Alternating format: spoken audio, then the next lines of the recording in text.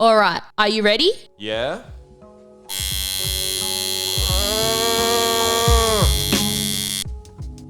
This episode is brought to you by Carlisle Tattoo Co. Bold, bright and everlasting. You can find us at 178 Carlisle Street, St Kilda, Melbourne, Australia. Hello and welcome back to another episode of Carlisle Studios. My name is Hal Hunter and I'm here enough. Oh my God. Oh my God. Not even 1 minute in. I am here and lucky enough Okay, we got there. to be sitting in our lounge room once again with the dogs and my wife and co-worker, Bella Hunter. Hello. That was a very interesting... You butchered that. I feel like I saved it. I don't know about Let's it. just say I saved it. Sure, we'll go with that if that's how you Yeah. want. We are both professional tattoo artists from Carlisle Tattoo Co. and Vintique Tattoo Parlour. Yes. And what else do we do? Anything else? We have Carlisle Threads Yes. and we have this podcast. Very good segue, Bella. I know. We're getting better each week, aren't we? You can really tell. Yeah. Yes, we do have Carlisle Threads. By the time you hear this, we will have announced when it is releasing. Yes, you will have a date. Yes. So jump on the website if you haven't already. Get on the early access list. The link to the website is in both of our bios on our Yeah. Instagram page. The sign up to the email list has been really, really good. Thank you very much. Thank you to everyone who And- has subscribed early. Yeah. So if you do want to guarantee yourself the ability to get some Carlisle Threads clothing, In the first drop. I'd get on the early access email list. Yeah, because we've only actually stocked 5 items. One of each item. Yeah, so All small t-shirts. Yeah. perfect. All sell right, well. Bella. Do you have a weekly recap written down? Because I do. You go for yours first. Yeah, okay.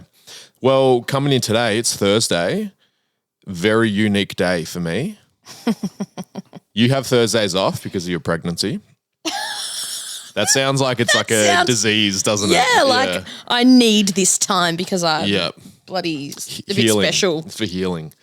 I had today off from tattooing, even though I still went to the shop, which is unusual. A midweek day off because I was getting tattooed by Chad Kaplinger.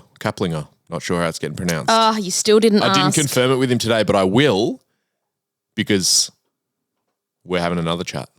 That's And it good. may or may not be getting recorded. Yeah. Got tattooed by him today at Chapel Tattoo.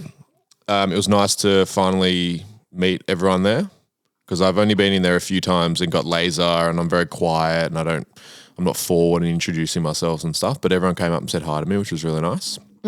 That is lovely. And then realized that getting tattooed is very painful. It's terrible. Very, very painful.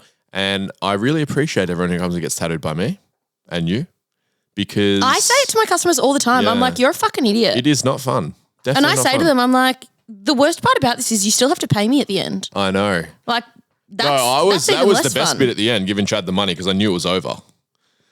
Yeah, okay. But no, it was always wanted to get tattooed by Chad. He's from he lives in Nashville, has a shop in Nashville called Adventure Tattoo, and he hasn't been to Australia for 10 years. And He back. he's back. So he's here for a few conventions. He's doing some guest spots in Melbourne. I think he's doing it. I think he said he was going to Adelaide as well.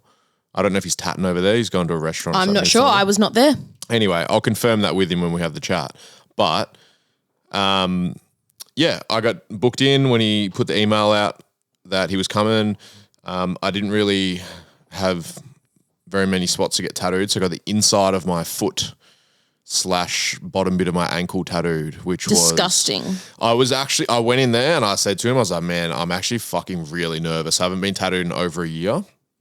And I feel like my feet, especially on the insides, my ankles and stuff are really sensitive. Well, I don't know tattooed why. one of your other foot, not Yeah. the one that he did, and you sat like a little... No, I sit good. I don't move. It's just you just complained the whole time. But it is different when you get... I didn't complain with Chad because he Well, said... no, because you wanted to seem tough. Yeah. But with me, you he asked let me your if it guard hurt down. and I was like, mate, didn't feel a single thing. Shut up. Yeah, I was like, oh, you haven't started?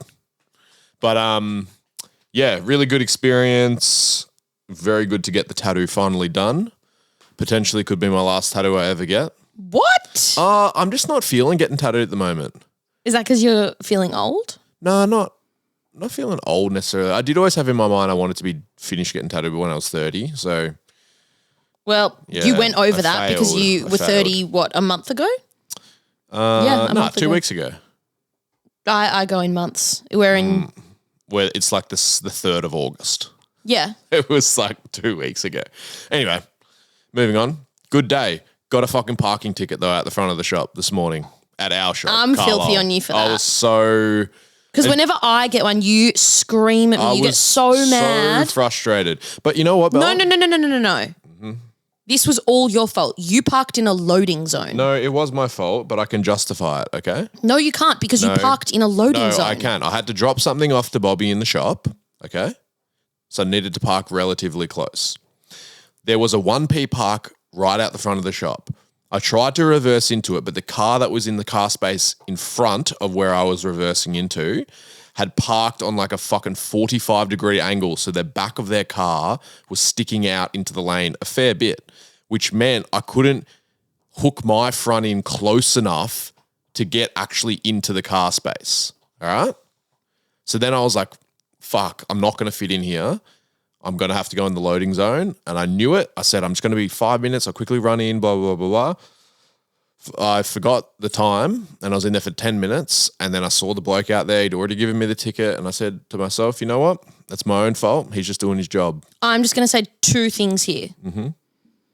Number 1 thing. Yep. We have a car space downstairs in this building. It's not convenient though. I wanted to be out the front, drop it in. I get that. Mm-hmm. The second thing, number 2 thing. Yep. You could have called Bobby and said, hey, I'm in the loading zone. I don't want to get a ticket. Can you run out? No, that's fair enough. So Very fair. I'm just gonna let you remember that because I know. I normally don't care if you get parking tickets, but you rinse me so hard if I ever get one. It was $192 down the drain. Damn. So very frustrated. Naughty. On a day I didn't even tattoo. Naughty Makes boy. it even worse.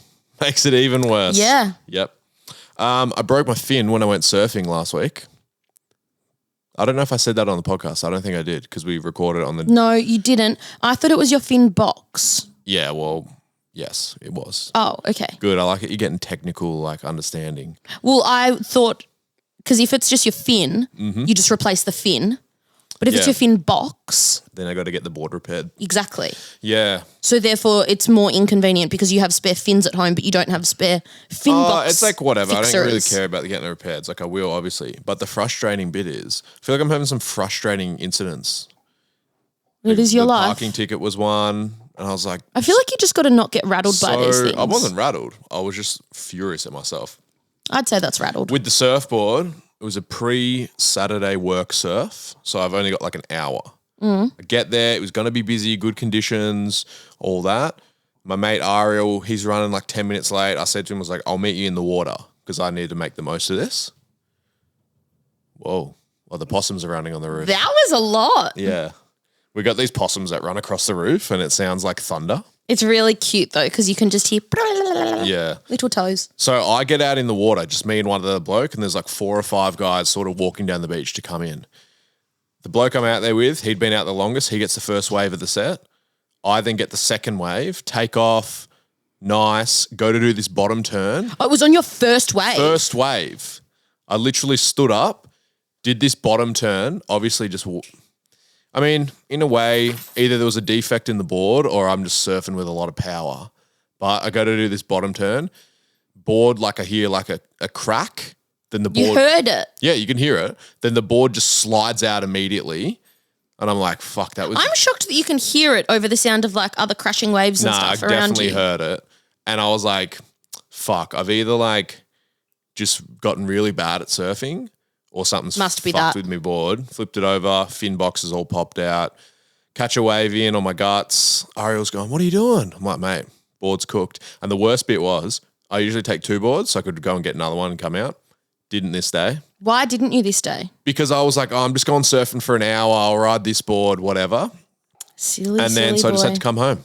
Very frustrating. Yeah, well, you literally left the house at whatever time. And then I think 20, 25 minutes later, you were at home again. Yeah. And I was like, what are you doing here? Like what like something must have gone drastically wrong. Like you injured yourself or something. And you were a not happy boy when you walked in the front door. I was just like, you know what? Bit defeated. This is just what happens, you know? Unfortunately, bad things happen to me. Oh, stop it. Touch wood, you bloody goose. I finished off a sleeve last week. Hugh comes down from Albury Wodonga. That's right, you did Yeah. too. And he actually got mentioned as the tattoo that I not enjoyed doing the most, but the design that had most refreshed in my mind from the week before, which I told him about. That's fair. Yeah, finished that off. That was really fun. Did some other really good tattoos. Tattooed Jason Castagna at the start of this week, Bella, 3-time AFL Premiership player. Mm-hmm. Got some interesting news coming up. Why did you say my name then? Because you weren't looking at me. I was looking at the dog, sorry. Yeah, I know. Sorry. You need to focus on me. Oh, okay. Yeah. Of course. Sorry. And he's sort of, he obviously had 1,000 times better career than me, but after AFL, we followed similar paths. How many years did he play for? I'm not sure how many years he played for, but he won 3 premierships for Richmond. And from my understanding, we're actually going to get him on the podcast. We just had to lock in a date. But he pulled the pin on his AFL career sort of in the last 12 months to pursue tattooing. So, yeah, I remember we had a sort of coffee meeting and stuff. About a year ago, I reckon. About a year ago, 6 months to a year ago, so he'd got in contact with me through another friend of ours and just wanted to sort of pick my brain a little bit about tattooing and the transition from footy to tattooing and stuff like that. So, it's really, really cool to see that he's actually gone and done it because, you know, like a lot of people. They talk the talk, but do they walk the walk? I mean, a lot of people sort of express an interest and a desire in doing it, but not so many go out and really do chase it. And also coming from like a very strong public career and being like, I'm just going to take up tattooing. Yeah. So that's sort of, I know he listens to the podcast. So, I think he's doing really good in his tattooing, and not that what I say means anything, but it'll be interesting to get him on the podcast. And it was the first time I got to tattooing, which was on Tuesday. Correct. So it was an interesting experience. Because he's been tattooed by some of the other guys at the shop. Because he's been tattooed by Cody. Is it only Cody? I think only Cody at the shop. Yeah, he got a wristband, like a snake that goes around the wrist and wraps around. It's actually quite cool. And then, last thing on my weekly recap, Bella, was we spent the weekend in Ocean Grove. We did too. Yeah, really nice. We went to the Barwon Heads pub for dinner on Sunday night. That was nice. Joel Selwood was there. They had the football on the TV. Very good service. I didn't even write in there I was going to pump up the Barwon Heads hotel, but it was really good. It was good. Yeah, and we both said we should go to the pub for dinner more. I love pub food, but you never really liked it that much. Don't blame it on me. That's not playing the blame game, but I think you've become a little bit more in with the Aussie culture lately. Yep. Working class man, Jimmy Barnes. Yeah. Get me a Palmer, not Palmy. And controversial. I am. Also, another thing I'm going to clear up here, and I've had this argument with my friend who's from New South Wales many times. Which friend? Ben. Oh, okay. Lena. They're called potato cakes. Oh, thank fuck. I actually just ate one. Not potato scallops. It's a potato because cake. Because a scallop is a crustacean, and you can also get them from fish and chip shops, so that's confusing. Yeah, so if I were to say, if regardless of what I'm talking about, a scallop, the word in a sentence, I'm thinking that little white and orange crustacean that is, in my mind, seafood. 100%. Therefore, not a potato cake. If I say potato cake, I know exactly what I'm getting. Exactly. But if you say something scallop, who the fuck knows what it's going to be? Mm-hmm. Yep. So for all the people outside of Australia, there's this divide on what things are called between Victoria and mainly New South Wales. Mainly New South Wales, but the main ones is a chicken parmesan called a parma or a palmy. Obviously. So everyone in Victoria calls it a parma. Because you say parmigiana, not parmigiana. So you call it parma. Oh, we're going to get some hate for this. Yes. And then there's the difference between a potato cake and in New South Wales they call it potato scallops. So do you reckon people in the States know what that is without us explaining? Well, if you don't know what it is, write in and ask what it is. But I think or just Google it. Potato cake definitely ain't a cake. So I understand that's what Ben always goes. He goes, it's not a fucking cake though. Don't care. It's also not a scallop, mate. Yeah. It's more of a cake than it is a scallop. You don't have to message me and going, oh, the slice of the potato is called a scallop slice or whatever. Doesn't matter. It's confusing. Well, if it was technically a scallop slice, wouldn't it be thinner of a cut? I don't know, Bella. How was your week? Oh, okay. My week. Well, you've had a potato cake. That was a good week. I did. Start, yeah. I had some fish salad and a potato cake for dinner. That was delightful from the local. Mm-hmm. Love it. My week was good. I did a few colour tats last week. Yeah, okay. Yep. You did. Yeah, because the other week we mentioned that we do them, but we don't post them. You always say this in every episode. I think I was actually listening to the episode we just released in the car on the way home. See, I can't listen to the episodes once we've because I like to get the plays up. You're just sitting there playing it while we're sleeping I at just night. put it on repeat 24/7. Yeah, and super speed. So I mentioned I was doing this color. I did this Ratfink color tat, and you were like, "Oh, you don't do much color, do you? You say it every week, though." It's just I do. I tat color every week. Maybe one a week. I don't know. Yeah, but I'm looking at my photos, and I've done like 5 color tats last week. All right. So anyway, sorry, I won't. Maybe interrupt. not 5. Mm-hmm. Irrelevant. Then I had in a regular customer for a day rate. Mm-hmm. And that was really fun because it wasn't even a day rate, but I did some big ones in a small amount of time. So well done me. Whoa. Yeah. Pump up my own tires. We're doing the big tire pump up here. Yeah, fucking oath. Someone 120 PSI. Shut up. We did some big ones on him, so that was great fun. Yep. We did like the thigh, the knee, and some other stuff. Mm-hmm. And then I've got some cute photos of the dogs in my phone, of course. We did lots of them. That's like a weekly thing. Oh, daily. Daily, okay. Daily, definitely. Yeah. On Saturday night, we actually went out for dinner. You didn't mention this. Oh, we did. I'm so sorry, Charles. Well, clearly not that sorry. I've also got to thank Charles for the aprons he bought you and I. I thanked him in person and sent him a message. I really liked him. I sent him a response. He sent me the photo. Seems like I'm the nicer person here. Yeah, so we went out for dinner because when we booked this dinner originally, it was for 2 of the shop apprentices who had finished their apprenticeship. Yep. Charles was actually overseas, so he missed out. Yep. So he reached out saying, can we just do a dinner? Mm-hmm. And we went to Neptune. It was really good. Yeah. Is it High Street or Commercial Road? I don't know. I can't remember either, but it's great. I've been there a few times before and I really like it. It was really good. Unfortunately, Charles had picked up a stomach bug in one of the countries he was in. Yeah. So, and he'd been in hospital the whole week. Yeah. And that was like the second day he'd been out of hospital. So and he was still can't eat normal food. He was like cooked. So that it was a little bit less enjoyable for him, I think. Because I think he was feeling really bad. Yeah, I was sitting opposite him just looking at him being like, oh, just go home to bed. But anyway, dinner was great aside from how Charles felt. It was good, and, then we went down the beach. Mm-hmm. And I tell you what. What? I didn't do much when we were down the beach. No, you didn't. Not much for You sat on the beach. That's crazy. I struggled quite a bit because you have to walk down a bunch of stairs to get to most of the beaches, and I've started to get that pregnant person waddle.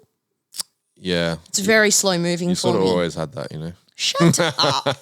So I didn't really do too much on the weekend, but it was lovely to get away.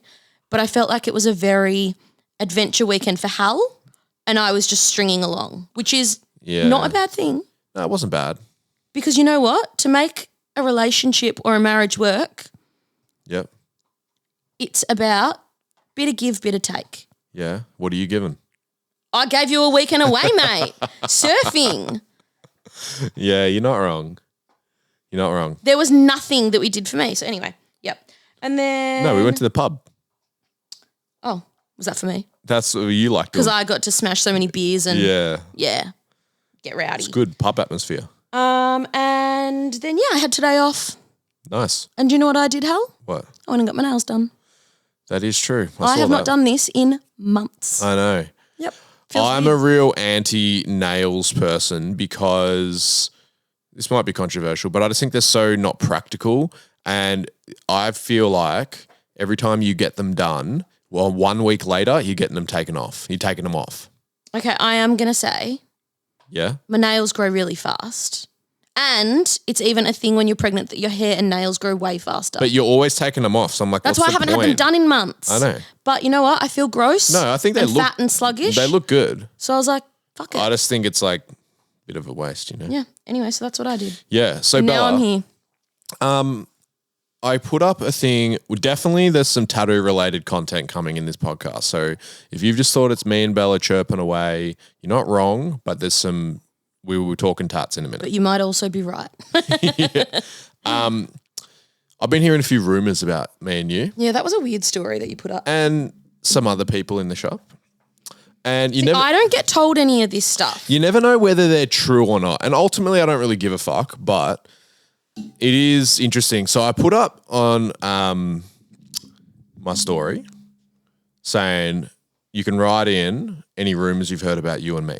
Mm-hmm. And it would have been. I haven't looked at these responses. I wasn't so I'm expecting curious. to get like someone write in one of the rumors that I'd heard, because it would be a pretty direct I'm sort of intrigued. thing they'd message. But there was some funny stuff. Do you know what'd be in funny? here. If someone who made up one of the rumors wrote in the one that they made up. I know, that's what I was hoping for, but I didn't really get any of those ones. I also think people probably we don't know who's made things if people up, so. had heard like more intense rumors about us, I think they'd probably be more reluctant to write them in. For sure. I was really hoping there'd be some fucked up shit in there, but there wasn't. But why would there be fucked there up was shit some in there? funny ones. So this is from JDJ Tattoo, who I've tattooed a bit. You haven't tattooed him, Nope. but he's guested down at the shop. Yep. He's from Newcastle. Newy. Yeah, he's a tattooer in Newcastle. JDJ Yep. Tattoo. He wrote, Hal has a massive tongue, Bobby told me. That is true. I can confirm. Yes. It is gigantic. For everyone out there who's heard I have a massive tongue, I do actually have a really abnormally large tongue. This sounds repulsive. I know. And Scott and Bobby used to call me Shamu, and there was a period of time at the shop when I was like the junior tattooer where literally they would tell every single customer. And then Hal would like, have to come into the room and poke his tongue out I and could prove probably sort of like make a lawsuit for like workplace bullying. it. Only against Bobby Yeah. and Scott. Yeah, or some of the customers. Yeah. So there is a reason why your tongue is very large though. Yeah, yes and no. When I was younger, Yeah. my when you were growing in your adolescence. I had like a overbite, so I had to get braces. But my teeth at the middle to the back of my mouth don't touch. Do they now? No. I can make them touch. Yeah, but it's not They don't natural. normally touch. Yeah. And my tongue expanded out to the width of my actual lips, like my cheeks, not my teeth. So my tongue is like really wide. Yeah. And you have a ginormous mouth, so Yeah, I can fit a Coke can in my mouth. yeah. So just a few talents of mine. Not the entire can, like the width of it. I can put it pretty much. I Yeah. can't close my mouth with it in there, but I can put No. it pretty much almost all in. I'd be gagging, Yeah, but that's because you don't have a massive mouth. obviously. There's some really nice things where people have like written in rumors, but it's obviously just a way to say like nice things about us. So I appreciate that. I'm not going to read them out because it's. We want some fucked shit. We don't Bella's want trying nice to pump things. her tires up, but I'm not. So Joel Langley, who bought my shovelhead motorbike off me. Oh, nice. Yep, and Does he want to buy the truck no, he broke my heart. too? Okay. Well, I think his wife broke his heart. Oh. Or is that just the excuse he didn't want to buy it and he just said, the missus wouldn't let I me buy it. reckon, legitimately, blokes always just blame the missus. I've said it before. 100%. You blame me for everything. Definitely. And I'm always the one in the other corner being like, no, do it. Go do this, blah, blah. yeah. And you just say to people, oh, yeah, Bella won't let me. Yeah. So then I seem like a fun sponge. Yep, Bullshit. that's true. He said the rumor is that I'm building a knuckle, which is a knucklehead motorbike. Nah. Harley Davidson. Not true. Not true. Not true, Joel, unfortunately. I would love to actually. We'll build one But- if you buy it off us for more than we've built it for.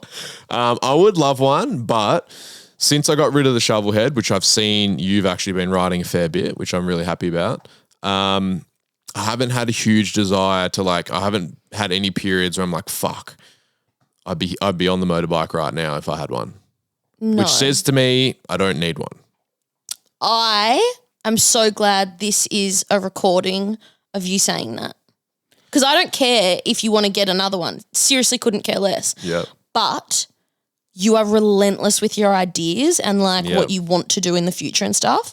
So now I have proof of you saying, nah, you don't need one.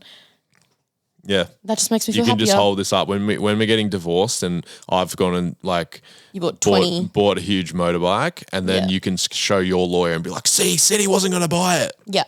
Perfect. This was a really confusing one. So this was from Matthew Holland, who I tat. You have also I tatted think him. I've yeah. Yes. And he wrote in a rumor, but over two things. So I've read the second bit first. Okay, so the we'll just second read bit, it, the All first right, bit first. I'll read the first bit. He said, it's not exactly a rumor, but I hope other people agree that Oleg Markov is Hal 2.0 when Hal has the moustache. Who's Oleg Markov? He plays for Richmond and he's got like heaps of those Russian prison tats and stuff like I'm that. just going to look at a photo. And What a name. he's obviously really fit, so I'll take a compliment there. I don't know if we look similar, but I get You definitely do not look I similar. get what you're trying to. I get what He's very attractive. Okay. Weird tattoos. Okay. I get where you're going though. So I'm only looking at one photo, sorry, mind you. I would also say he's not the Hal 2.0 because he's well and truly surpassed me in the AFL career. So he can't. There's actually one photo here of him marking a ball, and there is a photo of you doing like the exact same facial expression. Maybe is it just because we have tats and he has a moustache and I sometimes have a big moustache? Yeah, maybe. Oh, he played for Collingwood. He did, and Gold Coast, I believe. I could be wrong. One from Will Tattooer. Yes. He said, heard Hal is considering MMA. And the answer to that is no, I'm not. Not much more needs to be said. You haven't been doing MMA much recently, No. but I feel like a lot of people think you are still doing it. Well, Only because you do get, because I do some of your DMs, you get a few questions of people asking you like, hey mate, what do I do with the healing? Got MMA this week. yeah. Well, it's because I was talking about jiu-jitsu here on Yeah. heaps. Yes. But because I hurt my back and then I saw the physio and we're working on like building my body back up to a certain level of strength. And then that's when I can consider going back to doing more high intensity stuff like jiu-jitsu. Gotcha. Yeah. So the answer is no to that. There's one on here I would absolutely love to read out, but it's really going to open up a Pandora's box. And Can I read it? I'm not sure we want to. Which one? No days off. Okay, let me find I've tattooed him every Thursday for the last 3 weeks, and we were talking about this the other day in the shop. Oh, okay. Yeah. Yeah. I wasn't there when you were talking about it. Oh, it was a very heated discussion. I'm happy for you to bring it up. No, because it gets into some murky waters and I don't want people to think that I think one thing. Okay, well, stop talking about it because Yeah. now this is just like a mean teaser. Maybe we will in the future though. Oh my God. Move on. If you're also- not going to talk about No, it, hang move on. I also think some of these topics that people message in that we don't continue talking about Yeah. is because I think it's perceived a different way in certain countries based on the history of those countries. So this is going to be confusing for people listening, all right. Dal. Sorry, everyone. I apologize. You fucked it. Silly goose. Someone said that I'm going to break straight edge when I realize how stressful having a child is. Do you know the person who wrote it? Ryan, but that could be many people. Oh, you don't know. I didn't click on the person. I've just screenshot him, so it just says Ryan. And the answer is absolutely not, because in the words of Have Heart, I'd rather die on my feet than live on my knees. Okay? And you can watch me rise 1,000 miles. I've been listening to that song flat out today. So, legitimately, one of my biggest fears in life is that you break straight edge. Whoa. Yeah. Put the pressure on it. I know. Yeah. Nah, but Bella, I'm listening to Watch Me Rise by Have Heart this morning. No way. I'm not breaking edge ever. I would never expect that you would. No. Because I know your personality so well, but I'm like, what you would be like if you were drinking, doing drugs, whatever, I don't know if I want that in my life. I definitely don't want that in my life. Yeah, so the answer it's a big is fear of mine. I don't no. think it will ever happen. There's a few on here that people message in all saying the same thing, that my dad owns all the shops.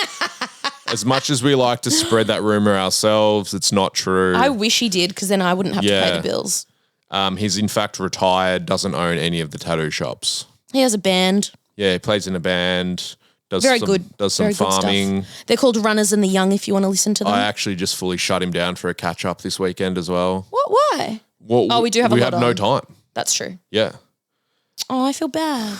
Nah, it's Sorry, James. yeah, there's I wonder why people think your dad owns the shop. I don't know. I think there's always this And why your dad? Why not my dad? because we had the shop before you were like a fully fledged tattooer. So that would probably be why. Also sexist. It could be one of our mums. It could be. Well, my mum earns more money than my dad ever did. So Your mum has always been the main breadwinner. Yeah. Dad was the homeboy. Yeah. No, that's Bloody not true. He wasn't a band boy all his life. I think there's always when people have certain things to certain levels of, success or whatever. I'm not saying that we're successful or anything, but I'm saying when people have more than someone else, I think people always have to find a way to justify that. And if they don't know all the ins and outs of who you are, how you do you have money, do you not have money, have you made it through tattooing or external things or whatever, then that's how people go, oh, fuck, well, maybe their parents have money, or maybe, my dad's a billionaire, That would be so good if he was. It really would be, but yeah. Someone's written in that I'm a cuck. What is that? A cuckold. Which is, I have heard this, but I literally can't think of what it is. Oh, you've heard this about me, have you? No, I've heard people say the word. What is it? No. Give me I'm a not. definition. I believe it means when it's like a sex thing. I assumed. That you get sexual gratification, I believe, from not being able to have sex with your partner, but someone else can. Cuck. How do you spell it? Cuckold. Cuckold. To be cuckold means that you are a cis man, usually, who is being humiliated, again, usually, in a consensual way by his wife. Oh. Interesting. No. A man who finds arousement in watching his girlfriend wife having sex with another man. But these are in I don't know. Should we try it out? I'm definitely not super into the what was the thing where you intimidate me? What was the word? Dominatrix or something? Yeah, I'm not really into that. I'm not into that. Yeah. Yucky. So these would be good episodes Not for our kid to listen to. Yeah. What's mum and dad into in the bedroom? There's a rumor going around that I actually don't weigh 100 kilos, which is true. I don't. How much do you It's weigh? like 98. Have you ever gone over 100? Yeah, When? definitely. When I was playing footy, I was like 90. Before you starved yourself? Yeah. Or you could say after? that. After you got over starving yourself? Here's one from Mr. Two Heads, Finn, from down in Tassie. Mm-hmm. He said, this is a wild one, but he's heard a rumor that we're opening up a tattoo school. Oh, God. The answer to that is no, for several reasons. Because we're actually not doing that. But also, even if we were, saying that we were would be like a death sentence within tattooing. So it's a definite no. Yeah, I'm not into that. But actually it is a no. Also, what would I be willing, be able to provide anyone? Well, it actually is a really interesting, I've got some thoughts on this, and I think we talked about this in some of the first ever episodes. Yes. Within tattooing. So it's like, essentially a tat school would be like a TAFE system, which is like how in Australia you get like a qualification for a trade, and they're run through like unis and providers and stuff like that. And in order to be like a fully qualified electrician, you have to go to TAFE and do the course and all that sort of shit. But tattooing doesn't have anything like that. And there's obviously there would be huge resistance if something like that was tried to be implemented. But I actually think, and this is not, I would not want to do this personally. I have no interest in opening a tattoo school and being involved in education or anything like that. All I'm thinking in my head is that Grease song, Beauty School Dropout. Don't know it. Oh my God. Uncultured piece of shit. Is that the song relevant to what I'm talking about, or are you just saying you're thinking about that? I'm just thinking about that. So, and you hear, if you're involved in tattooing, you see it talked about a fair amount, like, oh, there's too many people learning to tattoo. You should have to earn it. You should, all that sort of stuff, which some of it has really strong merit. Some of it doesn't, in my opinion. But if you mention a tat school, instant hatred. Oh, everyone wants you dead. Instant shutdown. You can't, it's like one of those things, it's like you can't even have an open discussion about it because I think everyone thinks. Oh, people just see fire and they just instantly get their guard up. There's like I think people think even if it gets discussed, then people probably will find some pretty strong merit in the idea. For sure. And then someone will ultimately go and do it. But my thoughts are in the future. It just won't be us. Yeah, I'm not sure when, but I reckon a big name tattooer will do it, and they'll be a person who's like got such a respected career and standing within the industry. I've got names in my head that I'm like, they could do it. And that there'll be a big reluctance from certain people, the more vocal people in the industry, but most of the people will jump on board. To talk negatively about them, like, because they're so sort of respected in the industry that everyone else won't just jump on and hate them. And then that'll just open the floodgates. And it's like, once they do it, everyone's doing it. Well, that's what I'm saying. Because they would be a well-respected person in the industry that has a lot of connections and friends, everyone would just jump on board and be like, oh, whatever, I'm Switzerland about it, because they don't want any drama between relationships. Yeah. And shops. And I also, because I haven't fully looked into it or thought about it or whatever, but it's like, it wouldn't surprise me if it was actually like a reasonably like solid business case to do. And personally, I wouldn't be into it. I don't think it's needed. It's not something I'm into at all. And if someone did do it, I'd be like, oh fuck, like I'm not into that. But I can see why people would do it. And then once that got justified, I think a lot of people would be like, oh yeah, no, that's cool now, whatever. Yeah. But that's just my opinion. There are pros and cons for everything, Gal. I've got two more here, Bella. Yep. I don't know who's spreading this rumor, but I've actually heard it as well, that I dye my beard. What? Yeah. I've never heard that. I have. And two people have written it in. Really? Yeah. That my beard is actually ginger and it gets dyed. Why would it be ginger when you have no other ginger hair? I don't know. But that is not true. You've got like a few little grey hairs coming through because, you're an old man now. Yeah. No. And then Stevie Tattooer from Hunter and Fox wrote in that I've got the majority shares in the Speedo company. That's why I always spook people wearing Speedos. I wish. I wish we had that. That would be sick. And if you listen to this, Stevie, I think it's funny that me and Chad were talking about you today, and I was saying about that you wrote in about the Speedos and that you were going to wear Speedos during summer. Bullshitty, Will. Yeah, I messaged him the other week. He said he was at the beach. I'm like, man, get the Speedos going. It would be a good look, the Speedos with his long hair. He said his wife's family wasn't ready for it. Well, they don't have to be there. Probably fair enough. It is a big move. They can stay home that day. Yeah. All right, Bella, let's jump into the tat talk. We sort of have already. Oh, just quickly. So you wouldn't see this because I do the uploading of the podcast and stuff, but on the Spotify, there's a section where you can put like a question, and I just have the same one on every episode. Yeah. Yeah, we've discussed this. But sometimes like people write stuff in and I never see them, but now there's been an updated app that I use to upload the podcast. Yeah. And it notifies you when people write on them. Oh, that's handy. Yeah. So you know how a lot of the questions we used to get were about apprenticeships and learning to tattoo and stuff like that. And then we had one guy write in who said, saying enough about apprenticeships. Enough fucking apprenticeship talk. It's boring. You talk about it every week. Yeah. And then we've made a real effort, and I make an effort to mention every time apprenticeships get mentioned that we're not allowed to talk about it.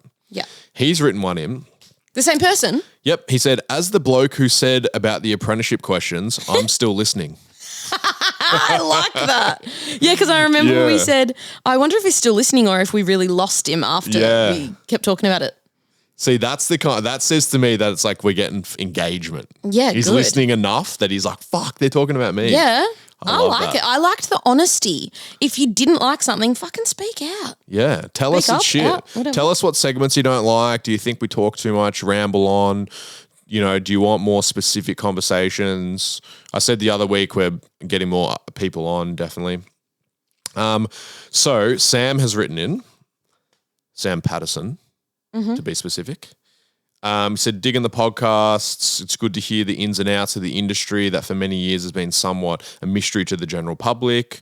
Thank you. That was partly why we were doing it, not to sort of open any doors for anyone, but it was more so just to talk about what we're doing. Yeah, and to normalise tattooers and make it feel like not such a taboo industry. So he just said he'd chuck a question in for you and Bella to maybe chat on the podcast.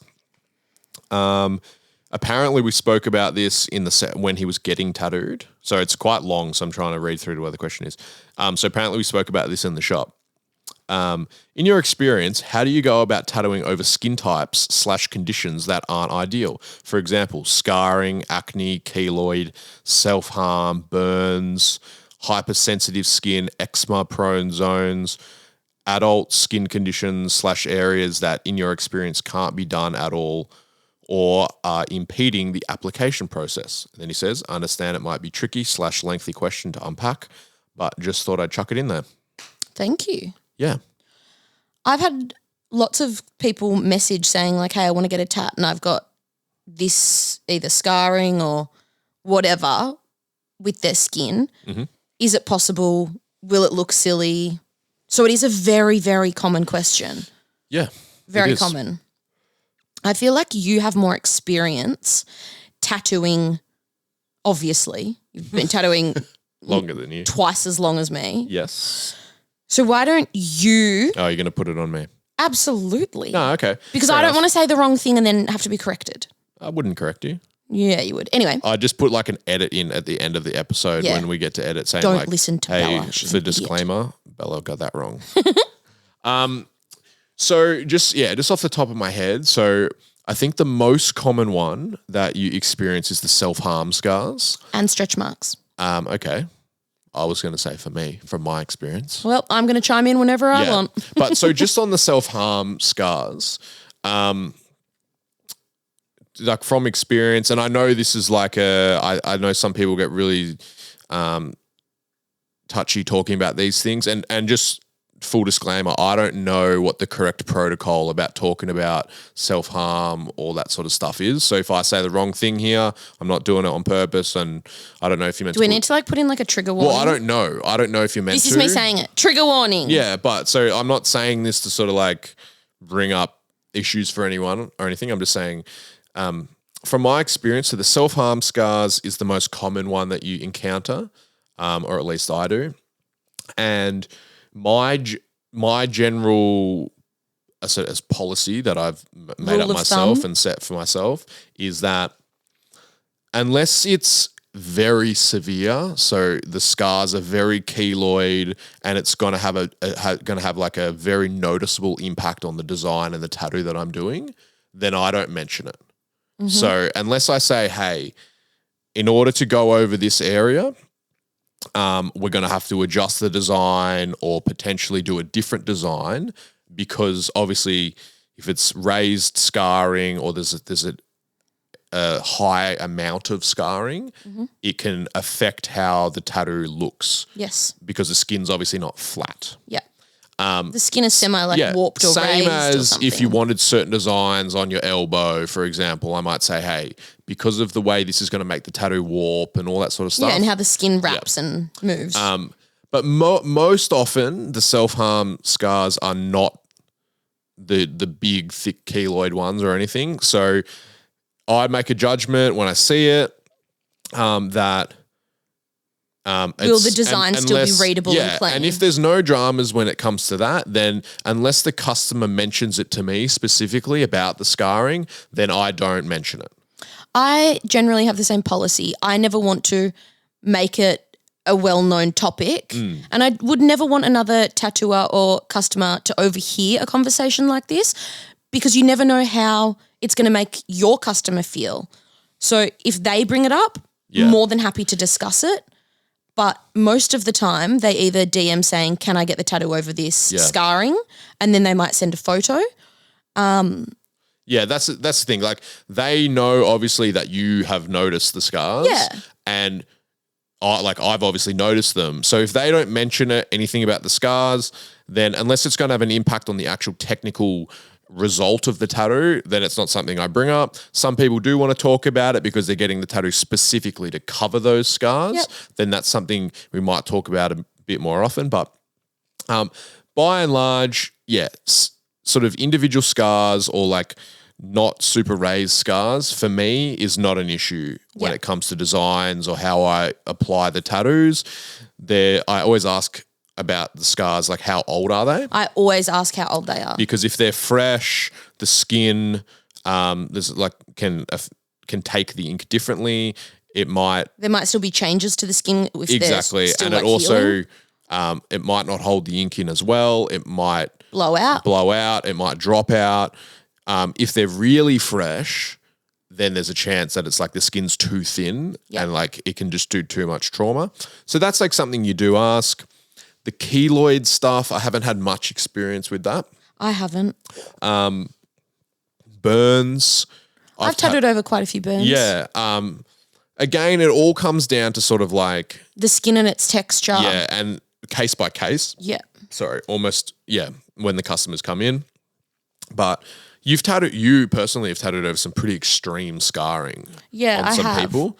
And I never posted the photos because the customers weren't comfortable with the scar and hence why they were getting a tattoo over it. Yeah. So I felt really rude to say, can I post this photo, or doing it without asking, because some of them had really traumatic experiences by getting those scars.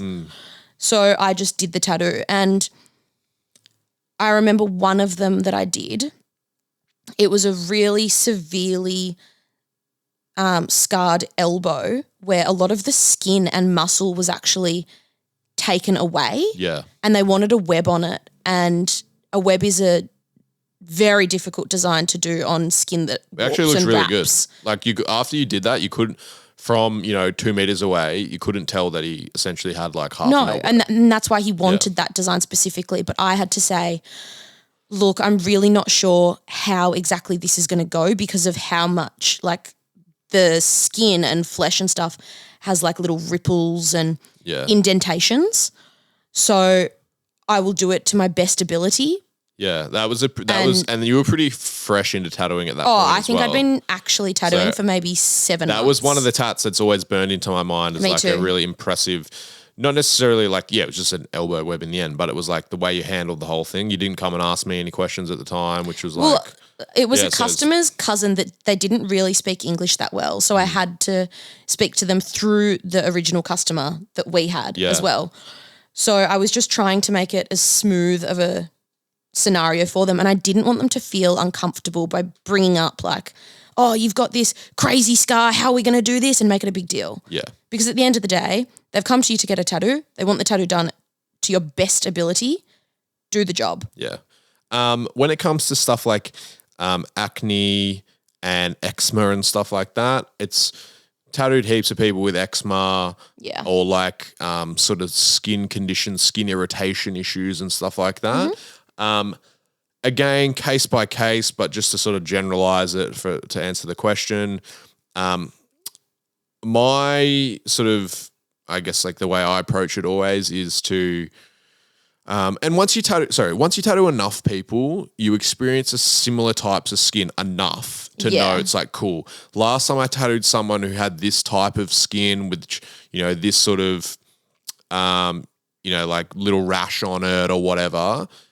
When I did the tattoo, the application was impacted in these ways. Maybe it bleeds more. Maybe the skin's more sensitive. Yeah. Maybe it gets way more red. Maybe I need to hang my needle out a little bit further. Yeah, things like that. And then, and we've said this before with like, that's I guess like part of the process of progressing throughout your whole career Yeah. and gaining experience is getting to, have these opportunities. It's like, cool, the first time you experience something, you're like, cool, I'm just going to do it the same as I normally do, potentially get some advice off other people in the shop before I do it who've had this experience. Then I'll apply it. Then we'll see how it goes while I'm doing it, whether I'm noticing any difficulties or differences from how it normally would. And then you can adjust your course. And then ultimately the big one is, how does it heal? Yeah. And I've tattooed one guy. I've done heaps of tattoos on him, heaps. And he got this massive, massive chest tat, and he had like a... You did it or someone else? Yeah, I did it. Like a skin irritation when I was doing it. Mm-hmm. Like he'd come in with the skin irritation, it wasn't from my tattooing. And it was like when I was going over those certain areas, they would bleed substantially more than just standard skin.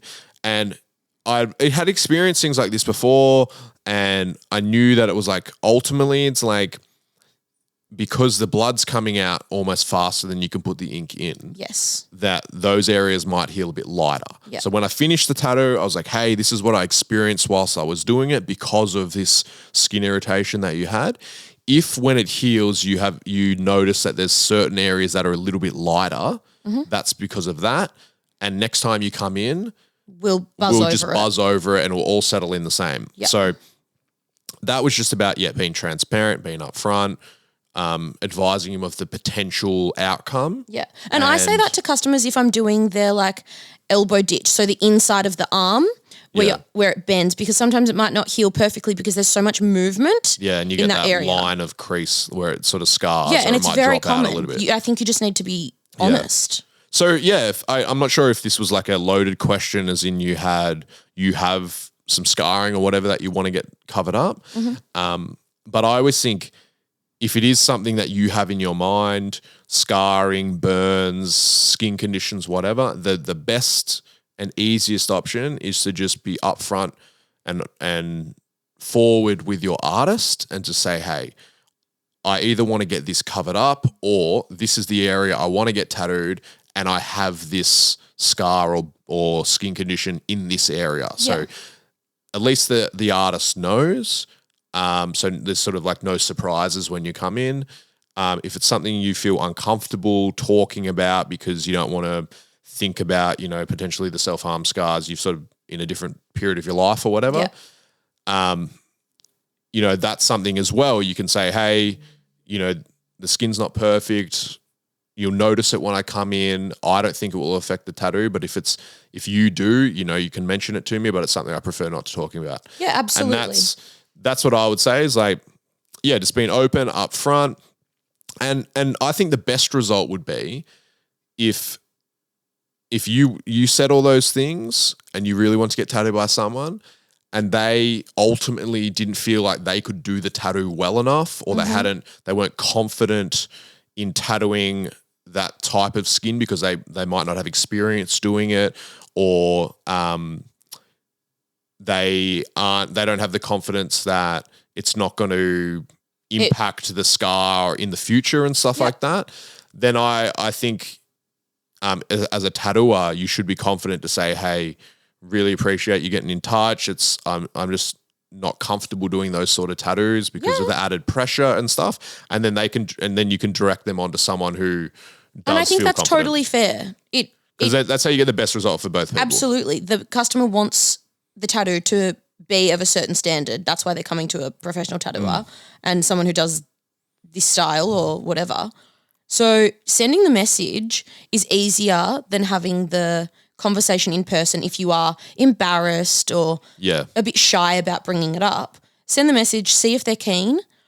They'll be honest. And then if they're not, there's no harsh feelings. They just want the best product as well. Yeah. And for example, like I've been asked a few times to do, I'm not sure what the term is when you get your nipple removed or your breast removed. Women get it. Is it called a mastectomy or some shit? Yeah. Mastectomy is when the breast is removed. I'm not sure about just the nipple. But like I think it's common when women get breast cancer.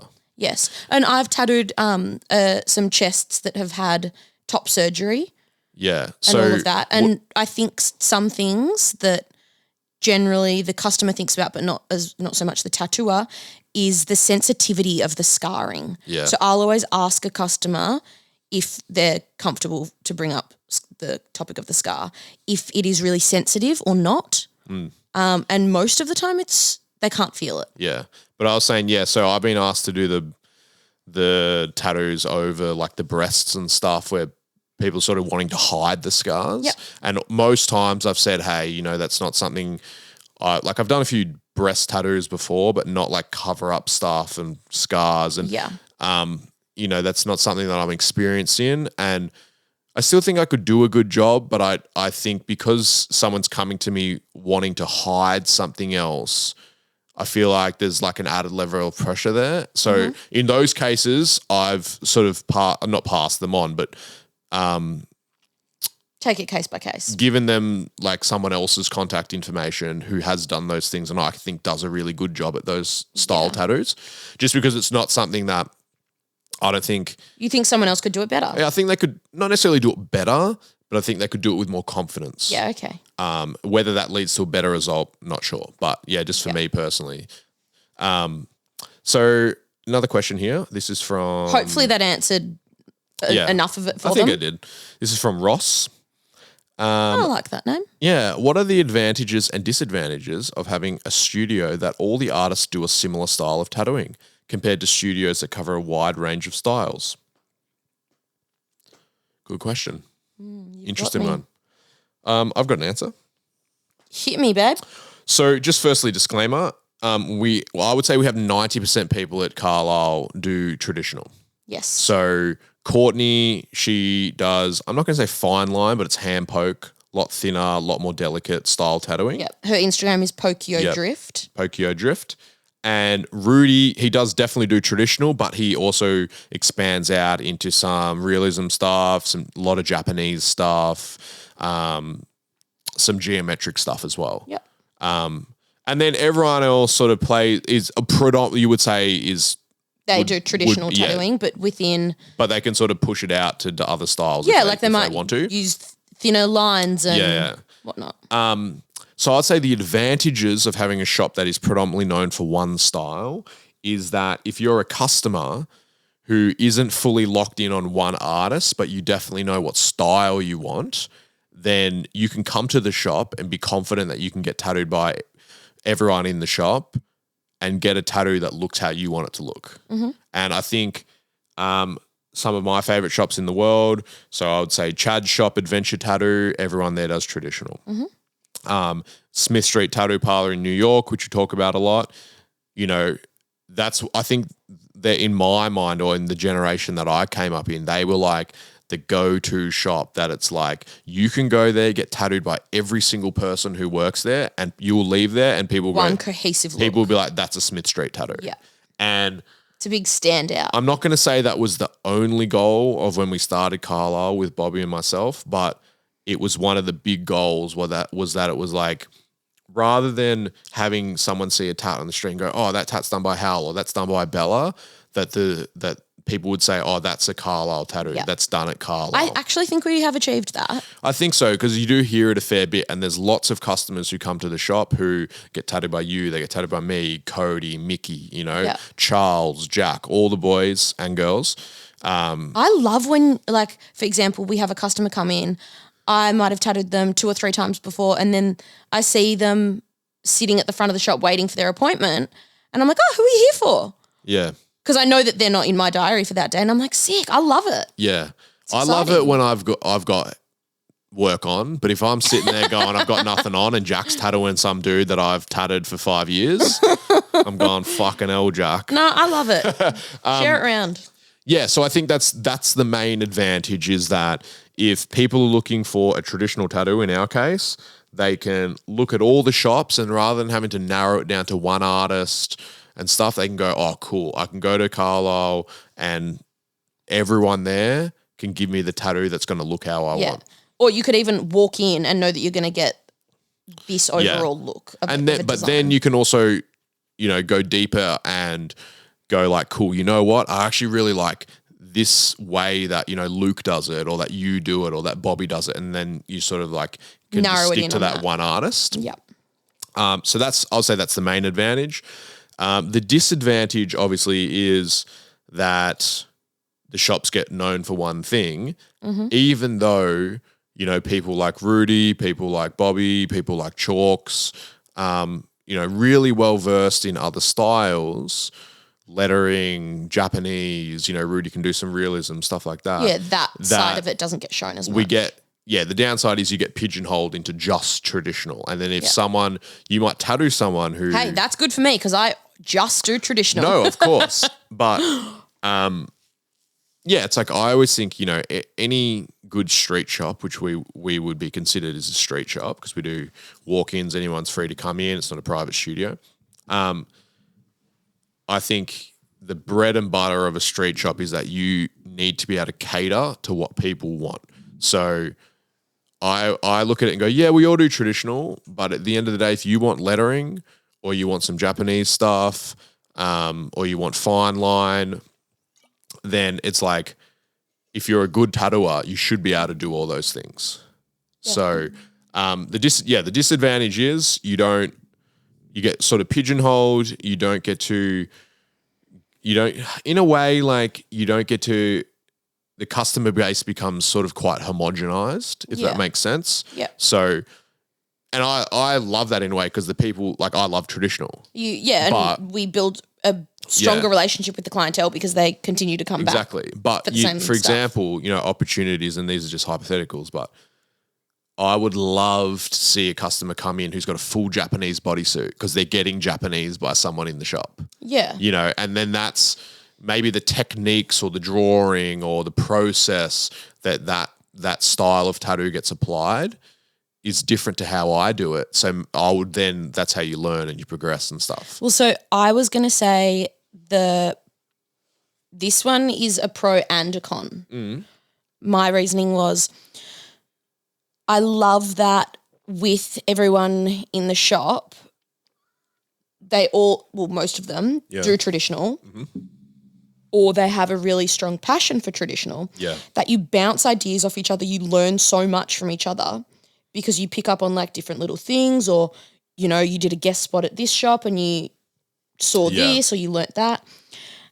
I love that aspect of it because we do sit around doing our drawings in the mornings or whatever and it's such an open discussion. Yeah.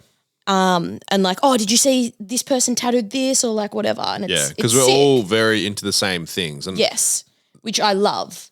But I was also going to say that can be a con because it doesn't open you up as much to learning with different styles. Yeah, that's the thing. If you work with someone like who specializes in a certain style, which I would say we all specialize in traditional. Mm-hmm. That becomes like, a fine art process, like we've got it nailed down to how we go about preparing to do a traditional tattoo. And when you do that every single day, it just becomes like clockwork, but you never get to see how someone else does it for a different style. I would love to, whether it becomes reality or not, like we could do it, but I don't think it will. But I would love to sit there and see someone preparing for a realism tattoo. Oh God. Because I've never worked with anyone who specializes in like true realism. And that would be, that would almost be like you're learning to tattoo again, but you already know how to tattoo. Yeah. So you actually understand what's happening. Yeah. And it's easier to grasp the concept of how to do something when you do have the basic knowledge of exactly how the application works. Yeah. So hopefully that answers the question. I wanted to chuck this in. It's not actually a question, but the previous episode we called Warp Tour Bodysuit and we had to explain obviously what a Warp Tour bodysuit was. Yep. And then this bloke Frederick, he wrote in and said, ha ha ha, love the title. Assuming it's the same as me and my friends calling people with Cali sleeves. California and I'd never heard the term Cali sleeves, like California sleeves, because that is a thing. From what I'm reading there is it's like people in California or LA get labeled as like wanting to look like they're tatted but not being tatted. Yeah. Yeah, you do see a lot of that. So I just thought that was funny. I wanted to put it in because I actually never heard that. We'll go one more. I've got a few more questions in here, but we're going long on this podcast. Hey, some people say they want longer episodes. Maybe we indulge it for a sec. So last one. Okay. We won't indulge it. Question for the potty. This is from Sam Merrigan. Outside of other tattoo artists and the tattooing world, do you guys have any artists/designers, etc., that inspire you or help you with your creativity? Sorry if everyone always says sorry if the question's been asked, blah, blah, blah, still working my way through the episodes. No one has asked that before. No. And that's why I put it in. I thought it was a good question. Yeah. For me personally, because I'd read this before, so I've already thought about it a bit, Bella. Yeah, I have not thought about that at all, and you've really got me. Yeah. So for me, my real sort of like introduction into art and painting was through almost like it was about the same time as when I started to really get interested in tattooing. So a lot of my exposure to the more fine art, mixed media side of the art world has been through tattooing. So that's why I would say my favorite artists are actually people who tattoo. But my favorite art is their paintings. I agree. I don't have like, when I was younger into graffiti, which I think obviously a lot of kids in I don't know about other cities and that, but Melbourne, like it's like a massive thing when you're a teenager, you're into graffiti. Yep. So, and I was always, I look back now and I'm like, fuck, I wish I knew how to learn art styles like I do now. Yeah, that you were a bit more adaptable. I wish I understood the process of how to learn an art style. Yeah. Because I was really into like, Banksy was hugely popular when we were a kid. Yeah. He still obviously is. And for I'm not into it now, but I always thought like making stencils was cool, but I just could never learn how to do it. So, I would say like there was like a graffiti influence, not so much because I just enjoyed doing it, but I didn't really wasn't really into like the art side of it, and I was never good at it. But yeah, for me, I can't really give any answers other than like, if we're talking art, we put music in there. That was probably like my first, like my dad was a musician, or he's a musician. So music was massive for us when I was growing up. Yeah. So that was, got exposed to like a lot of different things that would be classed in the art world through, the music I was listening to growing up and stuff. But yeah, pretty much my main art influence is the art done by tattooers. And I don't want to like fucking G him up because I've met him today and I'm having a conversation with him in a few days. But like I've said it before on Instagram and stuff, it's like Chad, like his drawing style, his paintings, they're like a huge inspiration for me. I was sitting in the waiting room and get tattooed today and I was looking at the tattoos I'm doing. I'm like, technically I think they're good tattoos, but I'm like, fuck, I left that tattoo appointment today going, there's so many things I can do differently or better to put more style into these tattoos that I'm doing and stuff like that. So, sorry to be disappointing, but it's always been like tattooing for me and like tattoo related sort of art, I guess. What about you? Mine really has... You got any people that you really like sort of pinhole pricks into paper paintings? Shut the fuck up. And if anyone knows what Hal's talking about, the artist that you should be referencing is Miso. MISO. Okay. What do they do? They do pin prick stuff. Pin prick? Yeah, we're not talking about that because that wasn't what I was going to say at Okay. all. Yeah, mine mainly was I love a lot of tattoo artists, but specific tattoo artists that I actually prefer their paintings. And they might be doing crazy like oil paintings and stuff like that. Yeah. But someone who is not in the tattoo scene whatsoever, Yep. and I just love their art and their paintings, is Libby Haynes. I'm going to look this up. Yep. Keep talking about it. I'm look. It's Libby, and then Haynes is, I think, Haines. H-I, like Heinz. Got it, yep. Haynes.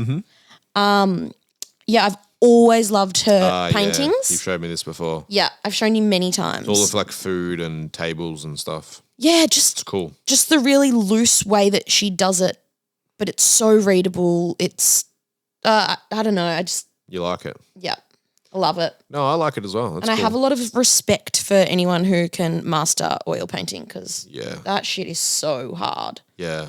And then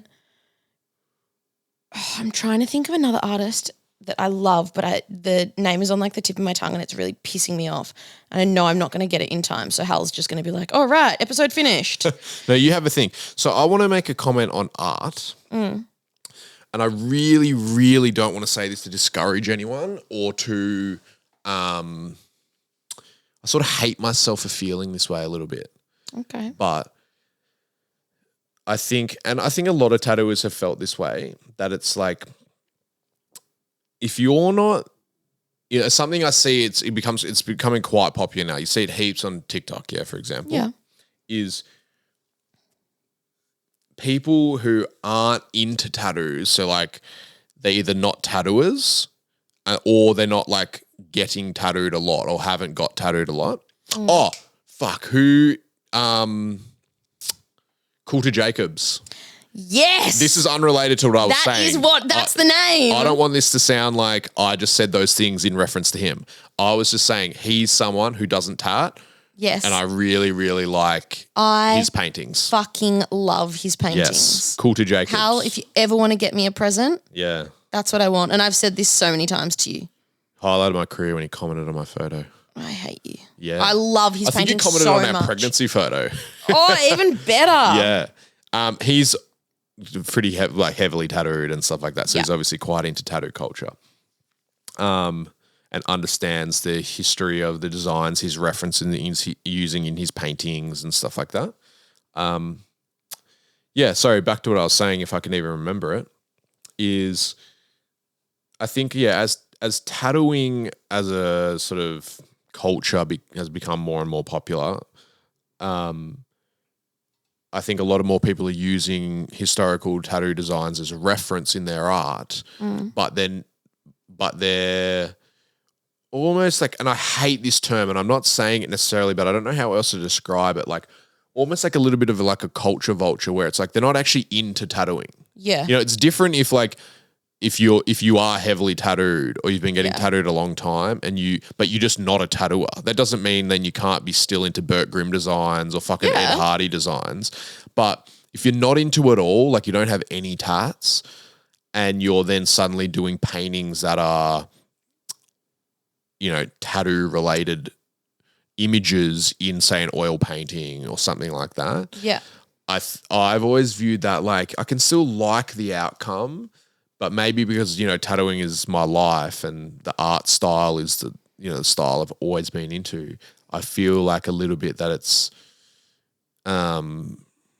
getting used or taken away from me by people who actually aren't into it just because it's like popular. Okay. Does that make sense? Yeah. And I don't want to be, and I feel like when I say that, like I'm a hater or I'm a gatekeeper or I'm being really negative, and just because you don't have tattoos doesn't mean you can't paint a fucking snake head. Yeah. Like, so I understand all those things, but I think that's just, and that's why you hear in tattooing a lot, I think. I'm just rambling here, but I think you always hear people say like, they've put their time in, they've earned it, like regardless of whether you've got the shittest tattoos ever or the best tattoos, if you've got a bodysuit, it's like you fucking put the time in and you really want to get tattooed. Yep. And going back to parlaying that into, the Warped Tour bodysuits or the Cali sleeves, and why a lot of people have such like a visceral, like emotional reaction to people who are like, have that style of tattooing, is that it's almost like they're claiming credit for something that they haven't done. Yeah. You know what I mean? Yeah. And interesting. But then again, if you just want to get your hands blasted and your neck blasted and you want me to do them, I'm fucking more than happy to do them. And if you think that looks cool and you Who are we to you judge? feel confident looking like that, and all your friends all your friends think it looks cool, then fuck, like I'm just a fucking 30-year-old loser who doesn't know what the fuck I'm talking about. So don't. To a lot of people, we would be 30-year-old losers who don't know what we're talking about. Don't let me discourage you. Although I'm not 30 yet, so but yeah. No. I've always been attracted to younger women. That's why I'm into you. Oh my God, you cannot say that unprompted without the story. That sounds so bad. What do you mean? You're younger than me Oh my God. by 4 months. Is it 4 months? I don't know. I just made it up. You're like 2 or 3, 4 months younger than me. No. You said you were younger than me. So I said, I've always been attracted to you, younger woman. Okay. Anyway, moving on from that. Yeah, okay. When you were Came rambling. across really weird. When you were rambling, I did think of a few names of artists that I really like. Yep. And a lot of these, there's only 3 that I could actually think of. Mm-hmm. But they're quite mainstream, so sorry if you've heard of them. But yeah, have you heard of Picasso?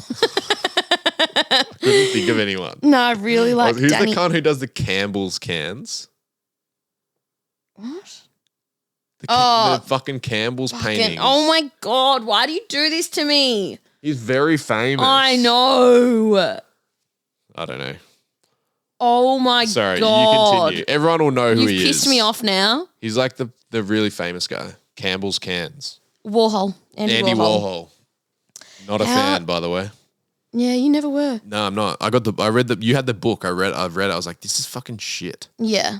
Anyway. It's like, I don't like the conceptual stuff. Anyway, back to me. Apologies if you have heard of these artists and this is nothing new to you, but I really like Danny Fox.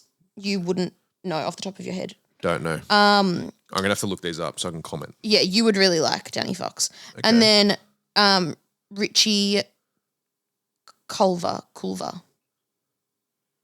I don't know. I'm not sure. Danny Fox Paint? I actually don't know. I don't know if I follow him on Instagram. Let me have a lookie. Danny Fox. I understand why you like it. I'm not 100% into it. Danny Fox Paint. Is it Aussie stuff? I have no idea. I seriously don't know anything about him other than I've got so many screenshots and whatnot of some of the work. It's not all of it that I like, but there's a lot of pieces that I'm like, fuck, that's sick. Yeah, okay. Ben Hastings is into it. He's liked one of these. So that's a pass for you then? I'm not going to say. I've seen a lot of people rip this style for sure. Yes. Because it's quite, you would say, like blocky and like rudimental. Yeah. Not as easy to pull off as you might think. I wouldn't buy one. Oh, I think there's a big difference between liking an artist and wanting to hang their work in your house.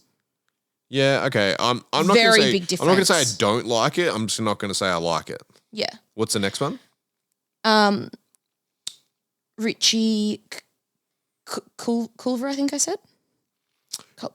Culver? How do you, what's that, with the C? Yeah. Richie Culver. Okay. I just thought 3 very different kind of vibes that I was providing you with. Nothing personal. I'm not into that style. It's a bit too Loosey goosey. No, it's a bit too conceptual for me. Oh, for example, conceptual. this one, which is the bed mattress on the side of the street with some spray painting on it that says co-working space. So I understand that there'll be some message behind that and some concept. See, I'm not the But deepest of I thinkers, so I just like to look at them and be like, Yeah, sick. I'm not. See, I like just looking at it and and knowing, oh, cool, it's a cool painting. Not like, I'm not sitting here thinking about that, being like, what because was, I look at some of that stuff. what and is go, the hidden meaning? That looks like a homeless person painted that on there. And then it's like, oh no, it's actually worth $2 million. It's a piece of art. If I can't tell the difference, then I don't like that style of art. See, I don't get into the whole like, tell me the meaning, all that shit. I'm like, I'll know instantly if I like something or not. Bella, there's one artist, we went to his show in New York actually, and I fucking love his I know stuff. who you're talking about. What's his name? And I cannot for the life of me remember what his name is. I'm so bad. I've thought of I have two a photo people. in my phone of because we went to the exhibition with Bronte. I know I follow him, but I know Rudy does. So I'm going to try and look through Rudy's followers. I've got a photo in my phone of Bronte standing there with one of the paintings, and I loved it as well because I'd never heard of him. And you were like, like we're 2 blocks away from where his show is. Let's go have a look. And I walked in and I was and like, his stuff always gets deleted from it's like cartoon stuff. It's almost like comic book shit. Yeah. And like there's little like speech bubbles or like it tells a story, but it's usually pretty like rogue ideas. Yeah, it's like pretty intense. There's also another I'm gonna have Do you reckon you'll find it? I'm very if only we had like some music to play while we searched for it. Yeah, it's like we'll put you on hold. Okay, I found the trip. Oh, I've got the photo of you. Yeah. Standing with it, but there's nothing like to say what it is. Fuck. If Rudy was here, I would be able to ask him. Oh, hold on. Oh. I'm going to find it. I've zoomed in on his signature, but it's so unreadable. I might be able to read it. It's in a different language. That's the hard bit. Is it? Yeah.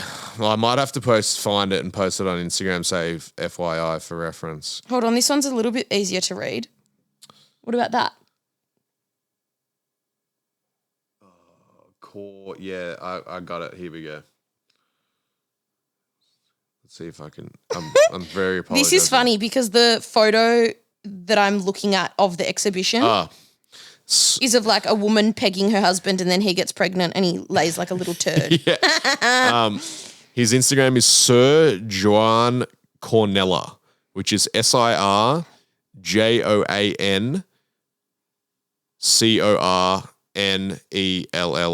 Yeah.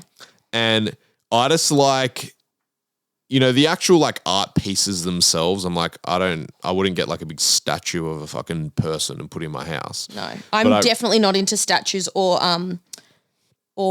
he used to put up these like little slideshows and stuff, and not slideshows, but little like comic book things. And I always think that it's like really funny, and there's like always a twist in them, and it's always like the people are always smiling, but they're doing like that's what I was just about to say. Shit. So the imagery is always really like happy or like topical, whatever. Yeah. And then what is written there is really very dark. So I'm looking at one that he's posted on his Instagram, and Luke Etho actually liked it. Yeah, well, he's very popular. Yeah. When everything is fucked up, remember you will die. And it's just like this young girl smelling a flower. I love it. It just makes me happy. Yeah. Yeah, there's heaps of stuff like that. It's like a guy who's been shot in the neck and it just says above it, "You are fine." Yeah, I love it. Anyway, hard to explain art, but yeah. And there's one other guy, I'm not going to try and find it because I can't remember his name either, but I do really like his stuff. He used to tat, doesn't tat anymore. Does really cool paintings though. I would love to buy one, but he's French. So I'm not sure who that is. Yeah, we'll call it there. Bit of a longer episode today because I rambled on. Sorry, everyone, at the start. I'm very, very excited about next week's episode. Something different, sort of. Is it called a touchwood moment? No, it's like a tick it off the list moment, bucket list moment. Yeah. For the next episode. So I'm really excited, and I hope everyone enjoys this episode. Firstly, hey Hal, just one question before we finish. Yes. When you posted that story saying, "Hey, what rumors have you heard?" Yeah. Was there one that you wanted someone to write in? Is there one that's been stewing? There was actually. That we're a $2 tat shop. And I love it. I want to get a t-shirt that says $2 tat shop. I love that. I don't even know if it's true. I don't think that's an insult. $2 shops are fucking great. No, it's because it's sort of like, I think the budget is where they're coming inference from. was it's like, because we do a lot of tattoos, but people they were saying like people get them because they're cheap, but it's like, hey, if I'm affordable, I'm stoked with that. Yeah, I'd prefer for someone to say that I was too cheap than too expensive. Well, 1,000 times. Yeah, I'd rather do more tattoos and make the same amount of money than do less tattoos and make the same amount of money. You know what? I'm happy that I'm actually tattooing, doing a job that I love. Yeah. And I get paid for it. I might. So I reckon we do a $2 tat flash day then. Really stir the pot. I really hate coins though. No, it's like we'll round it down to the lowest, so it's free. Oh, yeah. Okay, that's better. Anyway, thank you for listening. If you could rate the podcast a high rating if you like it. If you don't like it, don't rate it. Yeah, just go away. Share it to someone, give it a follow, and send us in any questions or comments or just general messages to get a tattoo. That would general be great. Messages of love and tenderness. Yeah. And thank you for listening once again. Really appreciate it. And keep your eyes peeled for the date release of Carlisle Threads. Yep. Bye. Bye-bye. This episode is brought to you by Carlisle Tattoo Co. 178 Carlisle Street, St Kilda, Melbourne, Australia.